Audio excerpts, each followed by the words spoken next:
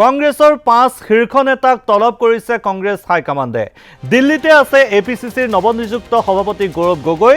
প্ৰাক্তন সভাপতি ভূপেন বৰাক ইতিমধ্যে তলব কৰা হৈছিল দিল্লীলৈ। হাইকমাণ্ডৰ তলব ৰকিবুল হুছেইন, প্ৰদ্যুৎ বৰদলৈ, ৰিপুণ বৰাকো।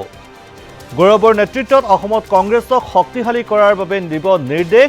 বিয়লিলৈ গৌৰৱসহ 5 নেতাৰে এআইচিচি নেতৃত্বৰ বৈঠকৰ সম্ভাৱনা আছে। ইতিমধ্যে প্ৰাক্তন সভাপতি ভূপেন বৰাক দিল্লীলৈ তলব কৰা হৈছিল আৰু কেইবাজনো নেতাক এতিয়া দিল্লীলৈ তলব কৰা হৈছে। আমি সেই খবৰ এই মুহূৰ্তত দৰ্শকক জনাইছোঁ। কংগ্ৰেছৰ শীৰ্ষ 5 নেতাক তলব কৰিছে কংগ্ৰেছ হাইকমাণ্ডে। দিল্লীত বৰ্তমান আছে এপিচিচিৰ নৱনিযুক্ত সভাপতি গৌৰৱ গগৈ। লগতে প্ৰাক্তন সভাপতি ভূপেন বৰাও ইতিমধ্যে দিল্লীত আছে আৰু তেওঁক তলব কৰা হৈছিল। হাইকমাণ্ডৰ এইবাৰ তলব ৰকিবুল হুছেইন, প্ৰদ্যুৎ বৰদলৈ আৰু ৰিপুণ বৰাক। এআইচিচিৰ নেতৃত্বই তেওঁলোকক তলব কৰিছে বুলি জানিব পৰা গৈছে। গৌৰৱ গগৈৰ নেতৃত্বত অসমত কংগ্ৰেছক শক্তিশালী কৰাৰ বাবে দিব নিৰ্দেশ। বিয়লিলৈ গৌৰৱ গগৈসহ 5 নেতাৰে এআইচিচি নেতৃত্বই বৈঠকত বহাৰো সম্ভাৱনা আছে।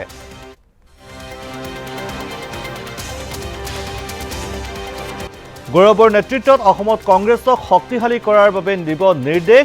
বিয়লিলৈ গৌৰৱসহ 5 নেতাৰে এআইচিচি নেতৃত্বৰ বৈঠকৰ সম্ভাৱনা আছে। ইতিমধ্যে প্ৰাক্তন সভাপতি ভূপেন বৰাক দিল্লীলৈ তলব কৰা হৈছিল আৰু কেইবাজনো নেতাক এতিয়া দিল্লীলৈ তলব কৰা হৈছে। আমি সেই খবৰ এই মুহূৰ্তত দৰ্শকক জনাইছোঁ। কংগ্ৰেছৰ শীৰ্ষ 5 নেতাক তলব কৰিছে কংগ্ৰেছ হাইকমাণ্ডে। দিল্লীত বৰ্তমান আছে এপিচিচিৰ নৱনিযুক্ত সভাপতি গৌৰৱ গগৈ। লগতে প্ৰাক্তন সভাপতি ভূপেন বৰাও ইতিমধ্যে দিল্লীত আছে আৰু তেওঁক তলব কৰা হৈছিল। হাইকমাণ্ডৰ এইবাৰ তলব ৰকিবুল হুছেইন, প্ৰদ্যুৎ বৰদলৈ আৰু ৰিপুণ বৰাক। এআইচিচিৰ নেতৃত্বই তেওঁলোকক তলব কৰিছে বুলি জানিব পৰা গৈছে। গৌৰৱ গগৈৰ নেতৃত্বত অসমত কংগ্ৰেছক শক্তিশালী কৰাৰ বাবে দিব নিৰ্দেশ। বিয়লিলৈ গৌৰৱ গগৈসহ 5 নেতাৰে এআইচিচি নেতৃত্বই বৈঠকত বহাৰো সম্ভাৱনা আছে।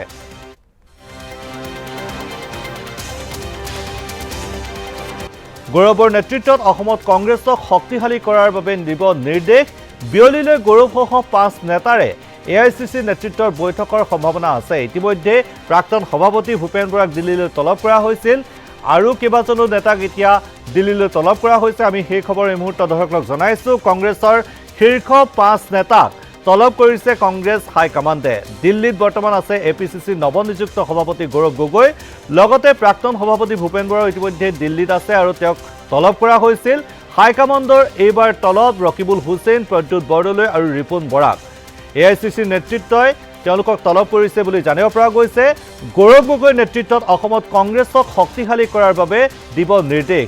বিয়লিলৈ গৌৰৱ গগৈসহ 5 নেতাৰে এআইচিচি নেতৃত্বই বৈঠকত বহাৰো সম্ভাৱনা আছে।